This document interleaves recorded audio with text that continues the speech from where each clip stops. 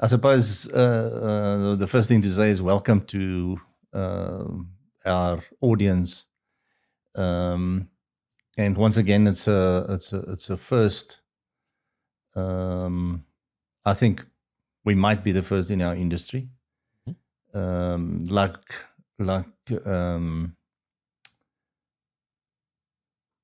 Things that's important is the bridge between ideas and turning them into reality. And that's actually what Resego is all about. But I'll get more into Hosia. I just want to welcome the audience first. So it's goeiedag. And Hosia, just welcome the rest of our audience. Yeah, I'm very much privileged to be the first one to be interviewed on this podcast. And, there's no another honor to have it differently. And I much appreciate. I'm humbled by the invite. And I hope we will discuss things that are very, very crucial to the industry and that are relevant to the industry, and also help other players in the industry to have the same platform that I'm having, so that they can maybe contribute what the context of what you are trying to achieve. But thank you very much for having me. Only a pleasure. So let me introduce myself. I'm Carlo Pretorius, CEO of Resego. And Hosia, welcome today. It's an honor to have you here. I think we've met quite a long time ago, and I think I always looked up to you in terms of the fact that you're such an honorable person, and it's good to know you. And that's why I thought, it's our first podcast, and that it just makes sense to have you with me the first day. So Hosia is the chairman of IDMASA, which is the Electronic Developers and Manufacturers Association of South Africa. We're going to talk about it in more detail later. I'm just introducing him. He's also a director of Palma Systems. He's involved with Resego Technologies, and we share. We partner on quite a few issues and things, and it's really working for us. All right, so who we are and what we do. I just want to touch quickly on Resego first. I always use the words project management, and I think we might have been the first when we started with that, is to be able to provide a more turnkey solution to our customers. Our customers then have the chance to focus on their real core business, which is sometimes development and marketing of their products. So we would then take all the information they've then created and deliver at the end of the day a finished product to them. So that's just that in short is who Resego is. I can carry on a lot more. We're going to go through quite a few more things. And the wording I'm always using is the bridge between ideas and turning them into reality. I think just summarize who we are and where we come from. Palma is pretty much with us in partnership with that. They're a specialist engineering and system development company, technology solutions for industry-specific needs. And one thing why I think we work so well together is that no project is too big or too small or too challenging. We always try to make a plan for a customer. Sometimes, I must admit, to our own detriment probably, like we were talking yesterday. It's because we're seen as problem solvers. And sometimes, we too, maybe, I don't know. Eager to succeed, maybe. Or eager to help. Eager to help, I think is a very good. Sometimes we're too eager to help and get ourselves into trouble, but that's who we are. We can't change that. Just, I've been told before I walked in here that I must stick to the script. So if I look down and look at my piece of paper in front of me the whole time, it's just to try and stick to the script. Otherwise, we're going to talk about things that might not be relevant of what we really want to achieve today. And we'll be here the whole day. Exactly. So the purpose of this podcast, I made a few notes and I said just to create awareness around the South African electronics manufacturing sector, highlight opportunities for local innovation, discuss current industry challenges, because surely we have quite a lot, and we'll touch on some of them later. promote collaboration between business, government, and innovators, encourage investment in local manufacturing capability. But then again, what's the other reason for this podcast? Is because I think we share and when you speak about it, Marcel, a little bit later, you will make it more clear. But I think there's something in common that we share, and that is we are concerned about our local electronics manufacturing sector, which is getting smaller and smaller and smaller, and it's facing a lot of challenges. If I can just mention a few quickly, I look at foreign competition, for instance. We don't have to mention names where those cheap products come from, but we all know. And it's a challenge for us. But we need to provide jobs. That's what this is all about, And if there's no manufacturing, there's other subdivisions, industries around us that's also going to suffer. So we're up against lower cost, high volume overseas production, and it's mainly from China that people are pushing us to give them every time lower and better pricing and that sort of thing. But one area that we cannot get around to be able to fulfill and to do the manufacturing part in South Africa is the electronic components that we need that goes onto a PC board or in somebody's product. That, unfortunately, we have to import 100%. So duties on import costs increase the price of locally manufactured products. So it's concerns that the industry raise.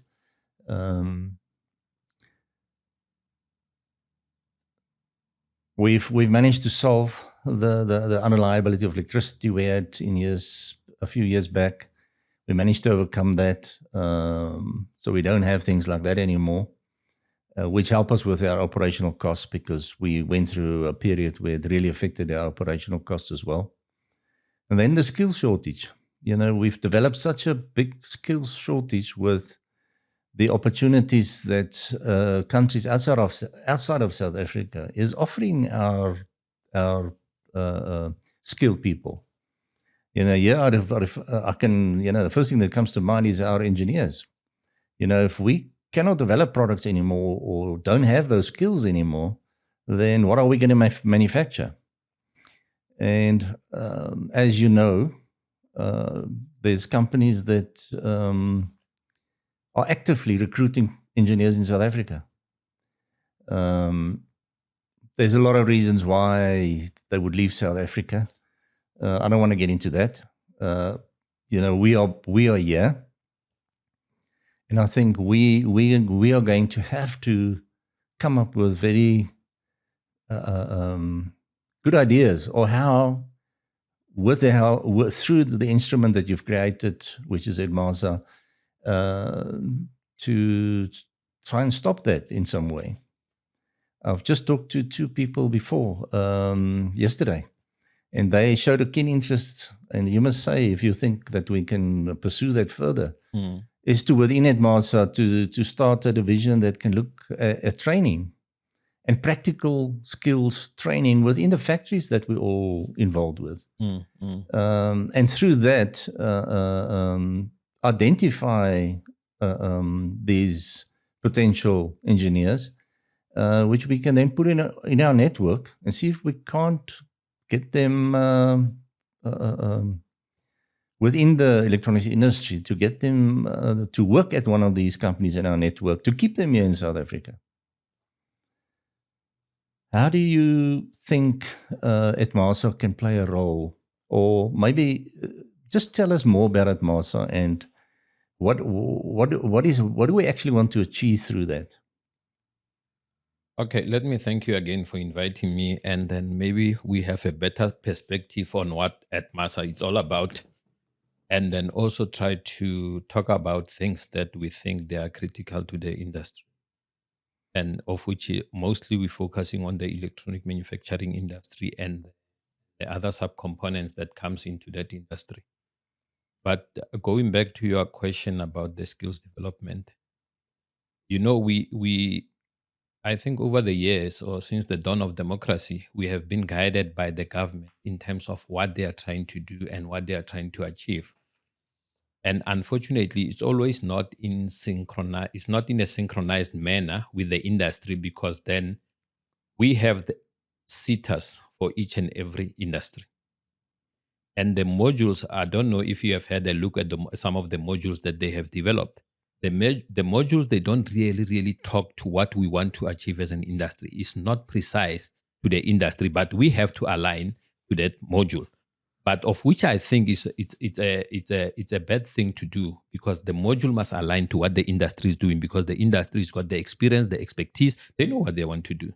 But then you got somebody sitting somewhere who draws that module. And now when you try to train people, you try to bring people who will understand what you are doing in the electronic manufacturing field. And I think you can attest to that so many companies that have the capacity to train their own people, they train their own people only for those people to be poached by another company, by the opposition or by the competition.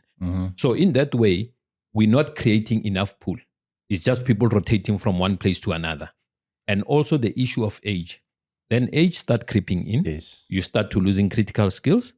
And then now you don't have the mechanism to replenish that skill. And the gap is getting wider and wider and wider. Exactly. Can I just interrupt you there quickly? Yeah. I just want to tell our viewers, what does EDMASA stand for? It's the Electronic Developers and Manufacturers Association of South Africa. That's correct. And you referred to the age thing. So as you can see, I'm gray, very gray. Yeah. So, and my colleagues in my age group are all sharing the same concern that, there's not enough of the youth coming through to replace us one day. And unless we all start to do something about that, we're gonna lose these skills permanently in South Africa.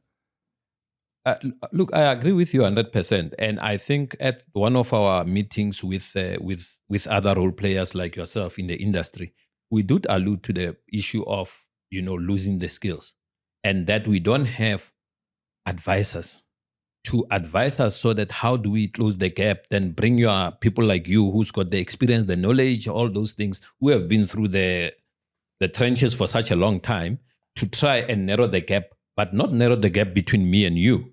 That we cannot narrow. Yes. But narrow the gap between you and the coming generation. Exactly. And saying this is what we have learned over the years. How do we try to bring these ones up to speed? But then is the universities, is the TVET colleges, is all the other institution of higher learning, are they playing enough critical role in trying to work with the industry itself? I'm not talking about the deans that are sitting in the offices writing theses and things like that. I'm talking about people who knows the industry. Yes. Are they trying to contact the industry and say, there is an association called EDMASA, there is an association called SAMIA. How can we partner with them and try to see what is their requirement in terms of their industry? I don't think it's only our industry that's lacking critical skills. I think there are other industries. It's just that ours, because we are in that space, we are playing in the space, we see the shortages. I mean, today you go and look for a simple design engineer. Yes. You struggle. That's Why right. do we struggle? Probably in other Western or Eastern countries, you can just pick one from the street. But in South Africa, you struggle. That's right. But why are we struggling? So those questions, they should be asked. And when you have government institutions like your TIA, your CSIR, and all those other things, I don't see the reason why we cannot develop our own pool of skills. Either people who couldn't go higher than metric, either the people who have been to university but maybe they couldn't finish their courses. Those people, they should be absorbed into the industry. Yes. But then how do you have to have a roadmap to try and address all these challenges. But going back to EDMASA is that I think we're trying to cover a lot of ground in many areas. And I don't think we have enough spread across the industry to cover all those areas at the same time. We are trying to look at the bread and butter issues, but I think there are other critical issues that I think maybe from next year we should try and focus on them and say, how do we fast track these things? Because they are critical. I mean, you cannot have an industry without skills. It just cannot happen. Yes. Yeah. Yeah, I think that's why I think my generation feels we have an obligation to plow something back into the industry. But we need an organization like Edmasa to give us that platform where we can formally then implement it. And I know what you're saying. Everybody that is at the moment part of Edmasa also have got their own businesses to run on a daily basis. So we don't have the luxury that we've got huge funding that we can employ a complete office to do all these things for us. We have to do it, during our day. And I also want to say that although there's a lot to do, I think probably a good idea would be to start somewhere and do some things that's easier to do. In protecting our industry, because I think that's I don't know, I keep on coming back that we should protect our industry, but the industry should protect itself as well in a way, I suppose. Everybody cannot sit and wait for Edmasa now to do everything for them. And I want to, through this broadcast, also encourage people to join Edmasa, because the more people we have that's joined Edmasa, we can, with more confidence say we represent the industry. Because if we're not going to do something, in my opinion, then this electronic industry is dying as a small. Look, I can see that you are very passionate about the skills development, and of which is a good thing. But as you are probably maybe putting it out there for people to come and join Edmasa, our industry is very diverse. I'm very passionate about what I do every day.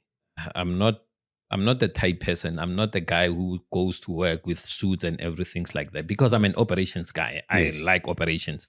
I'm fascinated by machines. I'm fascinated by where the technology is going in terms of the electronic manufacturing. Yes. But as more people come and join Edmasa, we might find somebody who is very, very keen on skills development. Yes. Who can come and write modules on how we want to define this industry, and then maybe collaborate with the SETA and come up with a new version of a module of how, because now you've got cell phone manufacturing, you've got all this kind of new devices that are coming in. You need people who can be able to be trained into those fields, not to repair them, because on each and every corner of the street, you got somebody who can repair the mobile phone. Yes. But we want people who can understand the functionality, who can manufacture, who can understand the whole turnkey system around it, the ecosystem of manufacturing. Yes. You want people with that kind of skill. Yes. That you don't have to, tomorrow if you say, I want to hire 5 people, you don't want to teach them from the basics. You want people who will come there, add value, and then make your company grow. Unlike you putting more emphasis now on training, then you know that you get a ready-made person who can do that. Yeah. And I think with this podcast, I hope that it will be seen by the TVETs, it will be seen by the university, and they will avail their students to say, there is Edmasa, make contact with them, and go and learn on the job. Go and get critical skills, so that that industry doesn't die. Yes. One way to protect the industry is to develop the skill. But I'm again of opinion that we cannot really rely on the universities and those people to expose Edmasa to them. If we get running with a practical skills development of what's used in the industry at the moment, because if anybody can have just a participation certificate of what we can present to them, then it's already going to look much better on their CV, and they can do it while they're studying. In the off periods, holiday periods, whatever you want to call it. And if we have a network of those, we can start to make a difference. So somebody said to me that he approached one of the universities, and they said to him, no, they're not interested in this. Their job is to do the academic side of things. And I just thought, don't fight that. It's not necessary for us to fight that. But it's us that's in the industry. It's in our interest to actually get it out there. And if we have to do it ourselves, we do it ourselves. expose it to the students,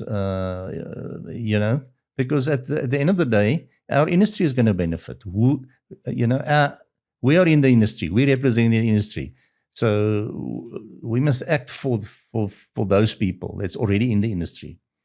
Yeah. Look, let's say because of time that we not spend the whole podcast talking about skill development, because there are other areas to cover. Sure. But my view on the issue of skills development is also that the reason why I mention universities and the other institutions of higher learning is that because of we want to establish a proper feeding mechanism into the industry. Yes. And then by establishing that, probably, we must always have this thing of being able to trace how many students comes out of university and they become successful in what they are doing. We should try and have a pool and then create something that is so well blended that it can help the industry. So if you got 40 students going to University of Witwatersrand and they come out as qualified engineer in the next year, yes, but then you cannot track them and see where they have ended up, or what are you doing as a country? That's what I'm trying to get to. And also you look at the geographical factors. Yes, the electronic manufacturing industry, it's strong in Gauteng, Durban, or KZN, and Cape Town. And Western Cape, yeah. Well, Cape Town, basically. Yes. What happens to other areas? Just to mention, the guy who was one of the founding members of ETMASA, he had this idea of having hubs, what they call innovation hubs. Yes. Across all 9 provinces. I know he was busy with one in Muhwase. Mm-hmm. So that those disadvantaged areas, they can have at least a basic knowledge of what we are doing as an electronic industry. Yes. And if we had that kind of idea being pushed across all the provinces, so that the kids that are coming from the rural villages of Moleji, in Limpopo, in KwaZulu-Natal, in Mpumalanga, and everybody, they are not deprived the access to knowledge of the electronic manufacturing sector. Sorry to interrupt you, but just look at the automotive industry in the Eastern Cape. That's a good example. That's a very good example, yes. But where is it today? Is it the same as it was 5 years ago, 10 years ago? No. What impact is it going to do going forward? It's not going to have so much impact. But if that industry was well protected, yes, we'll be talking a different language today. I'm glad you use those words, because I'm of the opinion that we should not just all rely on what government should do for us to help us. I think my experience tells me we need to be proactive and come up with solutions. And once we have those solutions, then we can go back to them again. And I think that's part of ETMASA, is to then, as a industry representative body, then approach government and say, we need your help here, there, and the other. But I think the real work is going to have to be done between us. It's not going to be government. I agree. But remember, government is an enabler. It enables the environment for us to operate in. That's good wording. Yes. And if the government fails to protect or to work with the association in terms of enabling mechanism, yes, then we're going to have a shortfall. We're going to have a disconnection. So we don't want to have a disconnection. So hence we're trying always to try and say the government policy says this. It's like when it comes to what the core function of ETMASA or what ETMASA is trying to achieve, is to make sure that designation and localization it's adhered to. Yes. So that we have people that are really, they understand what localization, what designations are. And then so that when we try and say we are lobbying for localization and for designation, so that we play according to the policy. Yes. But if the government itself cannot interpret their own policy, then we're going to have problems. And what we're saying is that association like ETMASA, like Samia, is that we try to involve government and say, you as an enabler, try to help us come with a mechanism to combat the abuse of localization, the abuse of designations. Yes. You need somebody to be a gatekeeper, unfortunately. But if government enables us and say, you guys will support you, if you have a plan of how to be gatekeepers, then we'll be behind you. We'll get SARS customs behind you. We'll get SABS to work with you. We'll get Treasury to work with you. Then if we have all those people, there's all the stakeholders together, Yes. then we are even more empowered to do a lot of things that we cannot do as an association. Remember, they've got powers as government entities. If they transgressions, they can be punishable. Yes. But at the moment, ATMASA cannot go and punish anybody. We don't have the powers to do that. Yes. But we need government to say, okay, ATMASA is a recognized association. ATMASA is one of the association that has been empowered by the DTIC. They are the custodian. DTIC is the custodian of ATMASA. Yes. Then you got powers to go and say, if we find anybody or the tariffs or you talk about localization and all these things, then DTIC will be able to back us up and say, that is the rule. If you guys, you don't adhere and we can prove it to you that you are transgressing, then it's a punishable offense. Then you punish them accordingly. Don't you think like what we're trying to achieve today, we should even highlight it further probably in the national press, that what we're trying to achieve? Because if I look at the organizations that came before ATMASA, it was almost as if it was an exclusive club of some sort. And it didn't really work, and it also didn't last. So I think, and just my opinion, we must learn through that and make it inclusive, and maybe don't only highlight it within the electronics industry, but also highlight it outside of electronics, so that a broader audience can see what we're trying to achieve within the electronics industry. Look, I think the biggest problem is the exposure. And as you said, there were like predecessor associations that came before us and everything like that. And I think because of they kept it as an exclusive boys club. Let me use that word, an exclusive boys club. Yeah. You know, gather on Friday afternoon, have few drinks and not talk about anything that is got impact on the industry. Yes. And at the end of the day, the same story of age caught up with them. Technology caught up with them. And how did it all end up? Yes. It ended up without having the young people who are coming through the ranks to take over the industry or to take over that association and push it forward. And we don't want ATMASA to end up in the same situation. Hence, we're trying to by all means to say the younger people must come on board.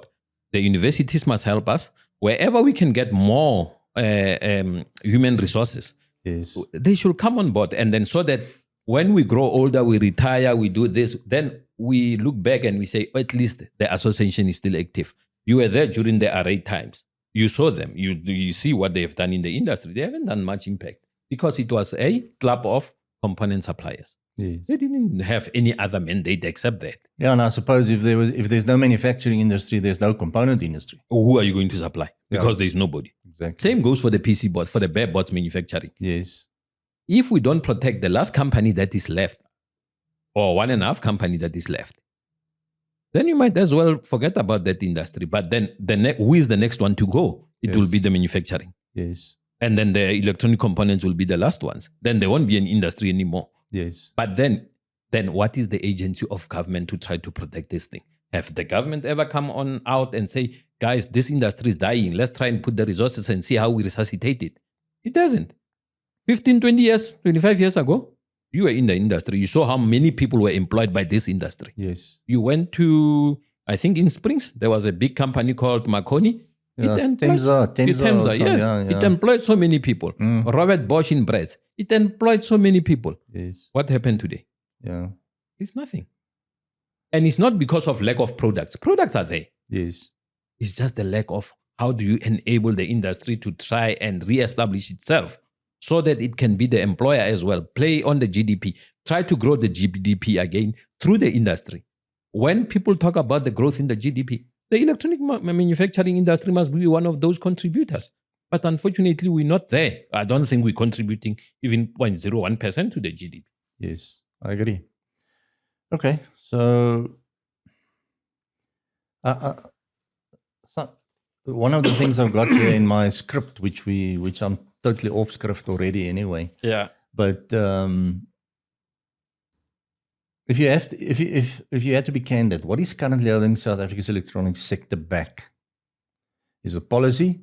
Is it skills shortage? Is it funding? Or is it lack of collaboration? Or would you say all of the above? I will say all of the above, but more emphasis on policy. Policy. Yes. Okay. If you don't enforce or you don't implement policies, then you are bound to fail. Because we try to play by the book which is the policy. And like there is a list of designated products at DTIC. It's not our designated product. It's what the DTIC has documented and used as a designated product. But if you look at those products individually, let's take the smart meter. The designation there is 70%. Are we achieving even 40%? I doubt. What do you mean by saying that? So anybody that's in that industry, their product must have like a 70% local content. 70% it must be locally. It must be a local content. Is anybody achieving that, or what do you think? Not even close. Not even close. How do they? But so what you're saying is, there's industry role players that might not play the game here. The role players are not playing the game. The procuring industry is not policing enough, because if you are a procuring industry, the one who is buying, if you don't go and align with the policy, how are you going to enforce it? Firstly, you don't even know what you're going to enforce, let alone achieving what the government says in the policy or in the designation.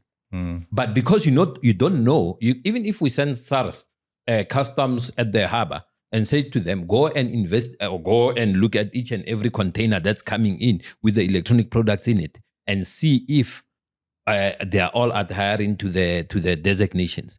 They don't even know what they are going to check. So if you don't have those things in place, how are you going to combat this phenomenon? There's no other way. So the problem is that I think South Africa, we've got a nice way. We've got a way of coming up with nice policies, but the implementation, it's something else. It's just terrible. Okay, but what role can ITMASA play to get that going? I think we had a discussion offset a week or two ago, and I think I think what you then said to me, we have to start somewhere. We can't try and save the industry and altogether. We have to do it in a structured way where we have to start somewhere.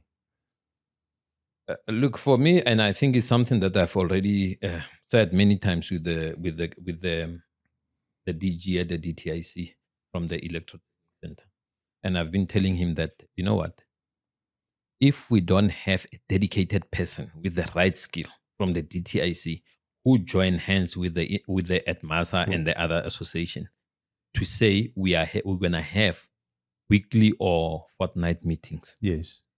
Try to come up with a roadmap of how we're going to do all these things and implement. Once we can get the structure in place, it's easier to add other things. But we don't even have a structure. So if you don't have a structure, you don't have anything, how are you going to even start investigating these things? Because I think between DTIC, ITEC, and the SABS, there is always pushing the bag around each other and saying, who's got the mandate to go and investigate the content, the localization content? And then you ask yourself that, should it be subs? But then what mechanism are they going to use? But then when you come as ITMASA and say, this I think is the best mechanism to use, you feel the pushback that there are other people that are pushing back and saying, no, we don't think that's the right way. But they don't come out and say that is the right way. They just say, we'll go and look at it. But you never hear from them again. But then how do you move forward in such an environment? No, I hear what you say, but you know me, I'm always a bit, what's the right word to use? I normally have a bit more of an aggressive approach. I don't have aggressive approach is the right wording, but that's why I'm talking about should ITMASA not be more highlighted in the national press? Because if that's the case, then people will take more note of it. And if you then, like you're now saying, we need somebody dedicated from DTIC probably, which you are going to drive. I know you told me that. Then we should make a statement publicly to the national press that can say, we've approached DTIC, we requested this is their reply, and they asked, for instance, give us 3 months to set this up, and then we must tell our industry and the public out there that that's what was said. And then we must hold them to that. But we must do it publicly, because otherwise it's just my opinion, it's a talk shop. Look, I think it's a great thing that you have a podcast now. And then I hope we're going to share some of this podcast with them. And then we give them the right to respond. You can invite them to the podcast. They can come here and they can defend. Or they can say, yes, we are aware of the points that Atmasa is raising. And then this is how you are dealing with them. But we have the critical issue of timeframes. Yes. You know? If we don't put the timeframes to anything, then we might as well sit back and all do nothing. Exactly. So hence I'm saying that the podcast is a good mechanism. If we go public, let's use the podcast. Let's use this platform and invite them to come to this. And if they want to have a discussion with us on the podcast, we are more than willing. We have been open to them. We have been accommodating them in any way that we can. Let them come and address us and tell the whole industry and say, this is the mechanism that we have put in place, not only as DTIC, but with the procuring entities as well. Yes. You are procuring in the entities, Eskom, City Power, you name them, Centec and everybody. Yes. You say to those people that are procuring on behalf of the government and saying to them, what are you doing to make sure that the localization happens? What are you doing to make sure that the industry is not dying? How are you working with the associations like Atmasa, Samia and all the others to make sure that you guys, you collaborate better, to make sure that the jobs are secured? We don't lose any more jobs. We don't close more companies. We make sure that the industry grows. Those things they have to be adhered to. No, I can't agree more with you with what you're saying, and I can see you're passionate about it as well. I wouldn't have started this if I wasn't passionate about our industry as well and what we can plow back. But we now have to use this passion between us, I think, so that it's not just words, there's actions and there's an action plan and in us moving forward. And if we have to use this podcast to do it, then let's do it. And I think it might be an opportune time for me to ask you, can you set up a representative from the DTIC to, when we have our next podcast next month, to maybe sit in with the two of us?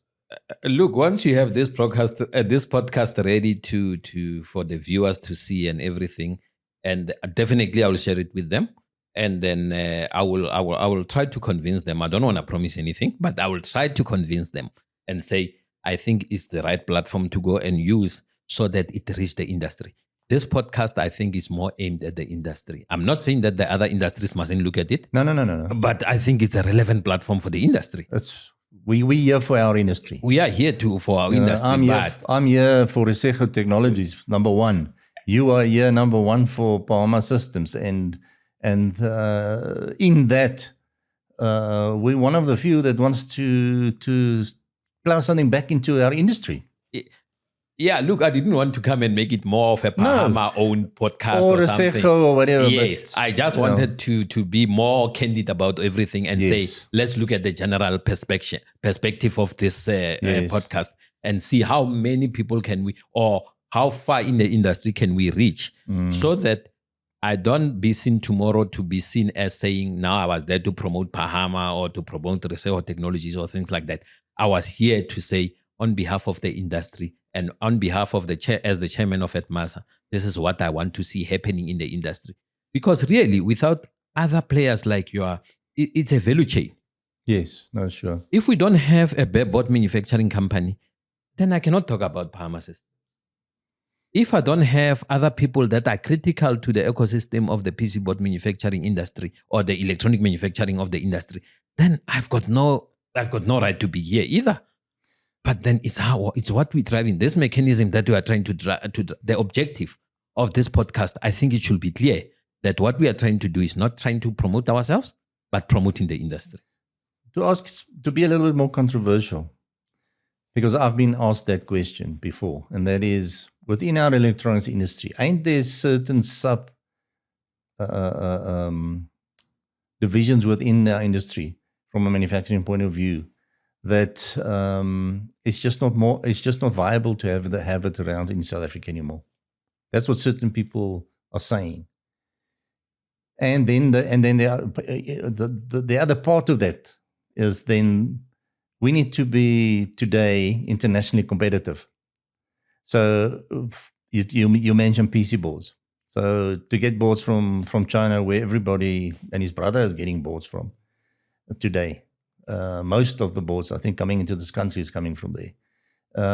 Cheaper than somebody locally can produce it. How do we justify that then? Look, okay, it's good that you mentioned the PC board manufacturing industry. But for me, I think we should try and save that industry, even though we know that we cannot compete with China. It's true. The facts are there. We cannot compete. But then we must look at what is really making us not to compete. We are a very unionized country.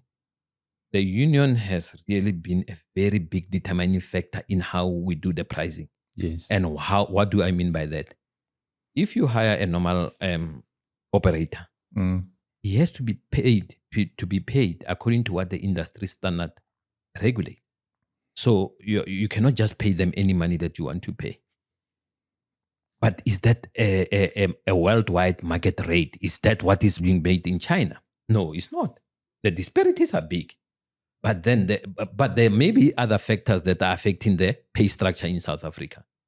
But then now, how does the government enable us to say, we know you're not going to be competitive in terms of price, but how can we help as government to try and make sure that the industry doesn't die? Because you must look at the industry. The industry doesn't only employ the skilled people.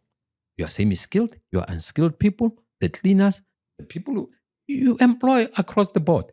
But then now, the thing is that if you let the company die, like Bosco, just to mention one, Bosco, how many people did Bosco employ in the period? And then you see what gaps now you have because Bosco is no more around. Mm-hmm. We cannot have a quick turnaround of prototypes because they are not there. We will get the prototype in 3 days. Where do you get the prototype in 3 days? There's people that tell you they can get it from China in 3 days. They must prove it to us that they can get it in 3 days. But then the thing is that you had an access to the company. Oh, sure. You don't have a language barrier that like you have with Chinese. Yes. And then now you have something that you can be proud of that is a South African company. Mm. And then, but now when that company suddenly closes, yes, it leaves a gap in the market. You lose. There are people who are so, maybe they felt indebted to Bosco as electronic manufacturing companies. Now it only left them with one option to go and source the PC board from offshore. But is that what we want to see as a country? If we let the other industries close and then we think that we're going to have this electronic manufacturing going, I don't think that is going to happen for a long time. Okay, if somebody would ask you this question, how does it make economical sense to protect an industry that's not competitive in world standards? What do you say to them?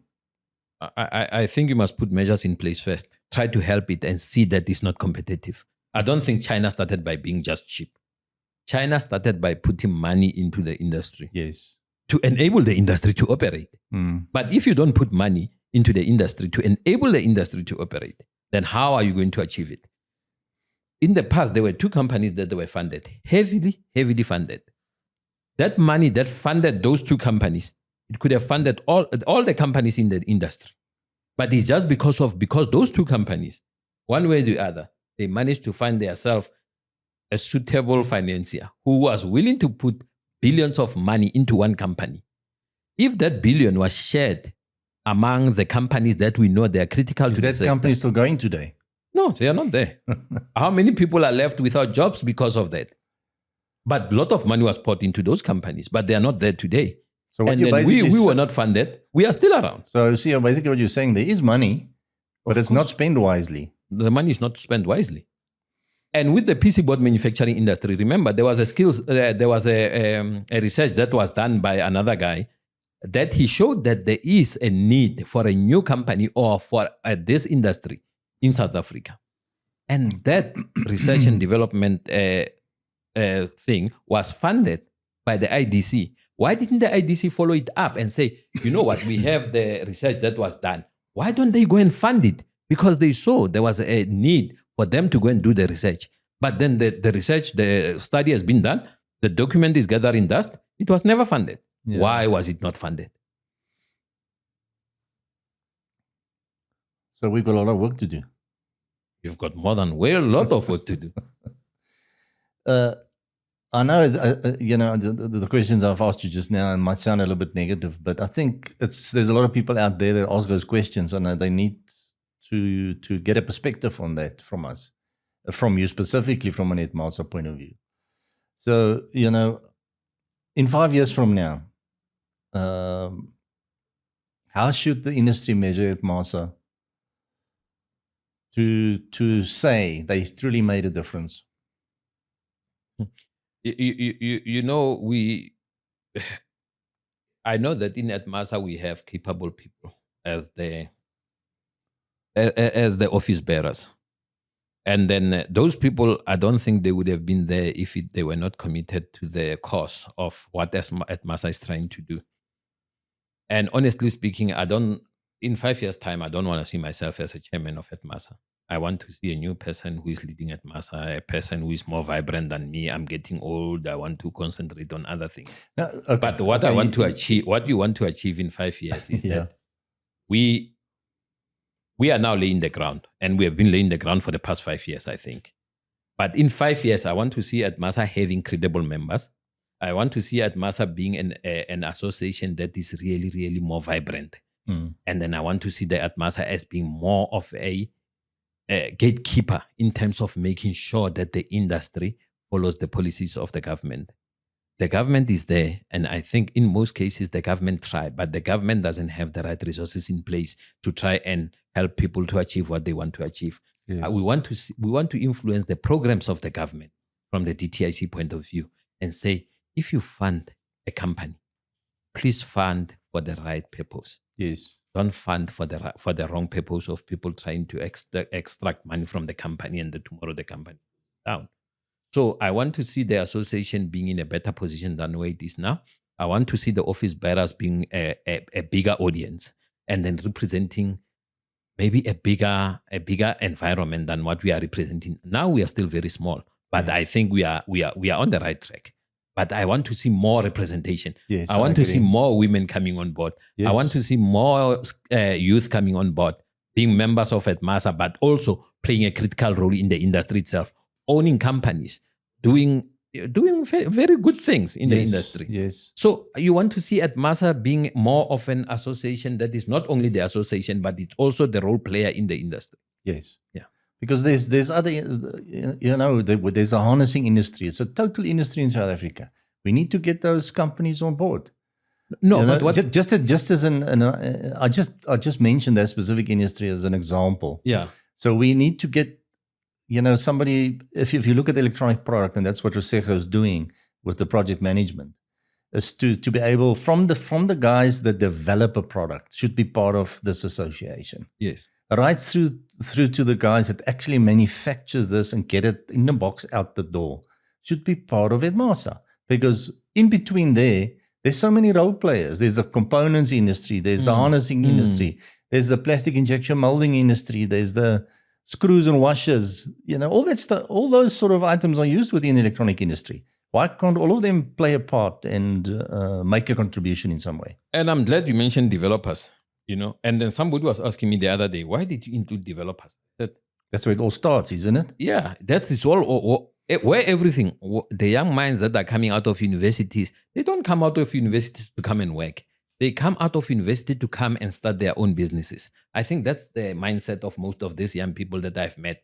There's an institution there next to Wits University called Simologo.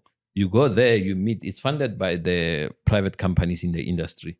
That's where most of these young people go to try and enhance their skills, try to come up with ideas on how to develop products and this. And you have one government entity called TIA, which is supposed to be funding them for those whatever projects that they're trying to come up with, the new innovations and everything.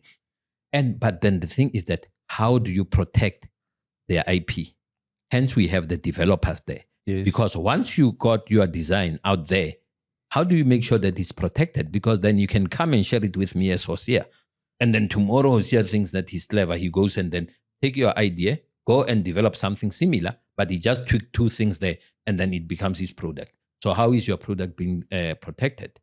So TIA must come on board and say, how are they going to protect those people that are coming up with brilliant ideas of innovation? How do you protect them? Hence, we have the developers as part of Atmasa's group, so that they can have the sense that their IP is not going to be stolen. Their IP is difficult to protect an electronic IP because somebody can just slightly changes. Then just slight changes is no more the same. Yeah. Then what do you do? You know, but give them that little bit of comfort and say, you know what? Even though we know we cannot 100% protect you, but there is a protection from the association point of view. Don't you think we should also be cautious about overprotection? That we so concerned about protecting people that we're not getting anything out the door. You know. Yeah, but sometimes I think what you're referring to is those young engineers that's coming through. You must remember and that's why I'm trying to get Atmasa to push this education arm with you, is to that could be part of it. You know, what is happening in the industry? Mm-hmm. You're going to be an engineer. You're going to develop something for somebody. You need to know what your rights. You need to know that you can build in a little bit of a legal thing there on how to protect certain things, and it's all negotiable. You know, is the engineer going to get a royalty at the end of the day? Is he, you know, or are you going to employ him fully and then it's not his product, Yes. it's the company's? But most of those guys don't have the knowledge or the background towards that. And I think that's why maybe for me it's such an important thing we should have a look at, you know. So maybe when I spoke about developing a module for training, maybe that's some of the things that we should include in the modules and say, Yes. how do we, you know, talk more about how to protect the IP and things like that, but don't try to be overprotective. Exactly. Because overprotective might hamper your growth. So you might try to be protective and then. Because it's one thing to develop a product, but it's somebody is going to have to do the industrialization for you. Yes, exactly. You know, so you can't just say, "Oh, it's my product. I want all the money for it." Who's going to industrialize it? So it's more thing of explaining to those engineers what the total process is. You know, from a turnkey point of view, and let's take hands and we do it together. Then you want 10 million for your little design. Then most companies just going to say, I can do that in-house for much cheaper than that. You know what I mean? And you know, it's a good point that you mentioned industrialization, because if you go to TIA today and you say to them, ask them for the products that they have been developed by, or the innovation that have been done by students over the years, they will give you a list and then ask them how out of that list, how many have been industrialized successfully. Yes. I don't think there's even 2%. But the sad part is that a lot of money has been spent. Remember, the students, they go to TIA, they apply for funding. TIA fund them. Yes. So for us not to be controversial, we're not going to mention the company, but we know, sure. we know that company that normally benefits from the TIA funding. Yes. That company takes that money and then help that student to develop the product. But for me, is the measure. How do you measure the success of the funding of TIA? Because TIA themselves, they should be able to say, now we are putting money into these things. How do we measure it? You cannot measure it by saying that we have developed for the past 10 years, we have helped students that develop so many products, but without seeing the end goal of it. Yes. So you have to see the success of those products and say, we are trying to do something. Yes. For me, to be very honest, brutally honest, TIA has been one of the useless entities that I've ever seen in this country, because I cannot really put my hand to it or put my put the pulse on it and see exactly what they are doing. How are they contributing to the industry? Yes. Because I don't see the products coming to fit Resego to say, no, here is the product. We want to manufacture 5,000. Here is the owner of the product. How do you partner with him? How do you do that collaboration thing to push it into the market? Yes. I haven't seen that. Yes, I agree. Yeah. Our time is running out, so I just want to touch on two other things with you.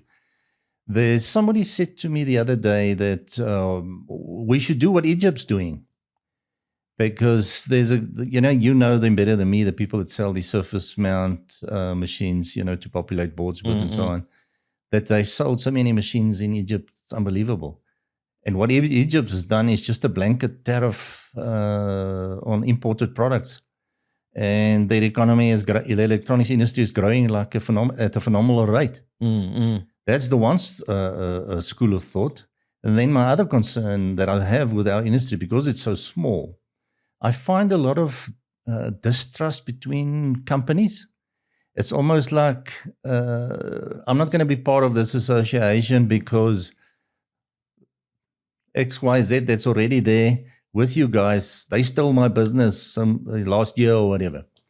And I really want to use this opportunity to say to the people out there that let's be big enough to say we must act on behalf of the industry and not our own interest. Everybody, as people perceive it, steal everybody else's business, but that's competition. We can't take competition out of the industry. And that helps us to stay competitive.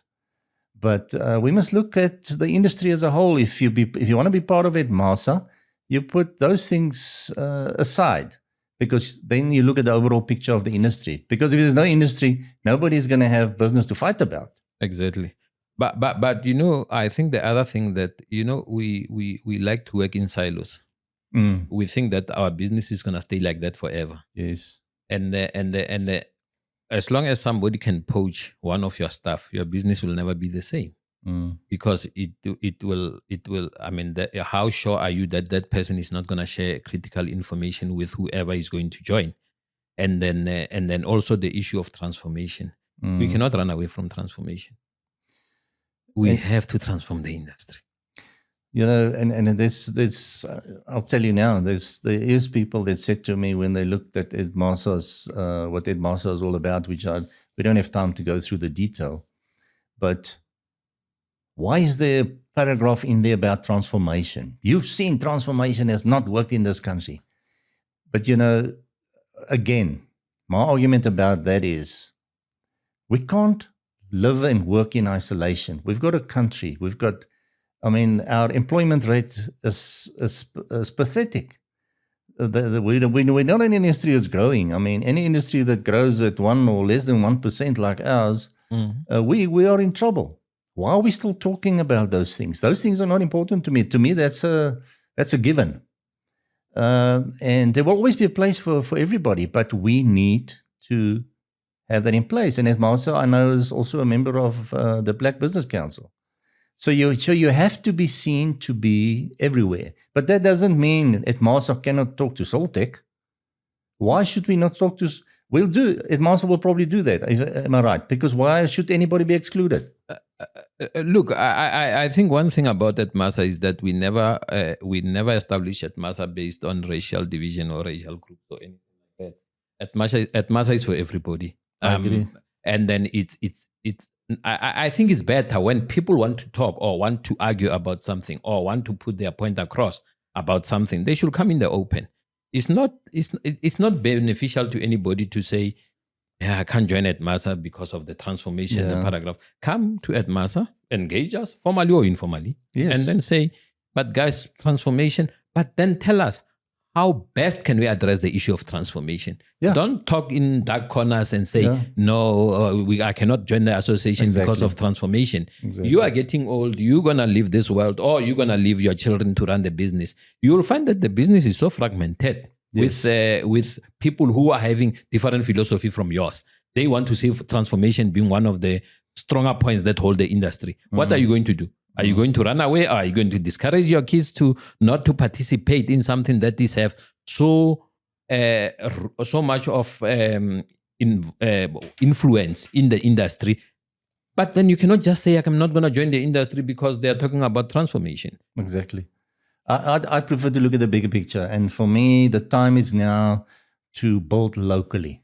That's, I know we're now closing. Yeah. But for me, the time has never been better. And in spite of all the engineers that left us and the capabilities that left us, I think we still got enough talent and innovation and capability to be able to produce world-class products in South Africa today. Look, what I can say is that I think this is the discussion that I still want to have with the DTIC, that maybe we should have one steering committee where Edmasa, Samia, Neckham from the motoring industry, Yes, or automotive yes. industry, and all those people. Yes. We can all have a say in that group, and that group must be able to have discussions with all the smaller associations so that we have alignment. We talk from the same voice. We support each other. We complement each other where we need to complement. We go and look at these things of the tariffs, as you mentioned about the tariffs, that other things are being, the tariffs are there while they are not even supposed to be there. But the things that they matter most, they don't have tariffs. And how do we balance the tariffs and all those things? How do we make this industry grow? So at the beginning, I think it's critical to have all this association contributing to one bucket of brain. Yes. That's gonna go out there and make sure that I've got the biggest respect for the Black Business Council. Atmasa is the affiliate of Black Business Council. We're trying to influence some of the policies in the Black Business Council. We're trying to engage Black Business Council to say, go and talk to this company because they're not doing what they're supposed to be doing. Well, that's my point about this whole thing, saying why should we be part of this, whatever. Yes. Yes, you need to influence. You need to get your point across to everybody.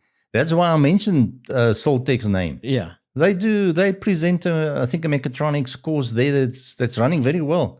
Exactly. We'll talk to them. We'll talk to everybody as far as I'm concerned. But I want to see Atmasa be more involved with the people that are bringing in the machines. You mentioned about the SMT machines. Yes. The Atmasa having people that are coming from that industry, people that are coming from consumables, joining Atmasa, so that we can all sit down and share the ideas and say, you know, this thing of trying to protect something that you don't have, for me, it doesn't work. And I know it was your frustration as well that what are we doing? What are we doing? What are we doing? You know, in the background, we are trying our utmost best. Between myself, the vice chair, the SG, we are trying to talk to BBC and say, this is critical issues that we need to address now. But BBC needs to go and talk to government in a formal way. Get the ministers, get all these people from the interministerial positions and say, guys, how are you trying to help the industry? Because the industry is complaining. They're saying people are not adhering to the localization. People are not adhering to the designations. Yes. Why is this thing happening? And those things, they're not going to happen overnight. Because BBC is not going to talk to some junior clerk at the DTIC. They want to talk to the minister. And then they say to the minister, why these things are not happening? The minister must go and consult with the DGs. And the DGs must give the feedback to the minister. The minister must feedback to the BBC. BBC must come back to us. Yeah. So it's quite a long chain of events. But then we must give it time. We must give it space. I think we mustn't hurry it up so that we can get it right. And once we get it right, we must make sure that it doesn't regress. I agree. It mustn't go back and become what it was. Yes. So we must make sure that we hold it together. We move forward. We move forward with it. Yeah. I think if we establish the structure, then we are on the right course. I think we're out of time. On behalf of Resego, for being on our first podcast, I really appreciate the time you afforded us. Yeah. And it's clear to me that your enthusiasm and passion for this industry at Masa will go places. And thanks once again. Thank you very much. And then hopefully other people will come or they will show the interest to come on the podcast to share. I think there's more brilliant minds out there more than me. And then I hope they come to the podcast and they accept the invitation. And then I want to see the podcast growing. You know, I want to see it becoming more of where people engage. We're going to differ on ideologies. We're going to differ on implementation. We're going to differ on a lot of things. But I want to see it being more vibrant and then getting students and let everybody express their opinions. It's our first one, so you know a lot of things we didn't do right today, but we'll learn as we go along. We'll learn as we go along, and I think it's a fantastic platform. From Atmasa side and from Bahama Systems Development side, I can say, you know what, big ups for taking the first step to establish the podcast. I hope you keep going, and I hope you get more audience out there. And then, don't be scared of the critics. There will always be critics. There will always be people trying to protect what they don't have. That's true. And then we must take that on our chin and then move forward. But thanks again for accommodating me. And thanks for being the first one on the podcast. Thanks a lot for your time. I feel very, very, very honored. Thanks a lot for your time. Thanks a lot.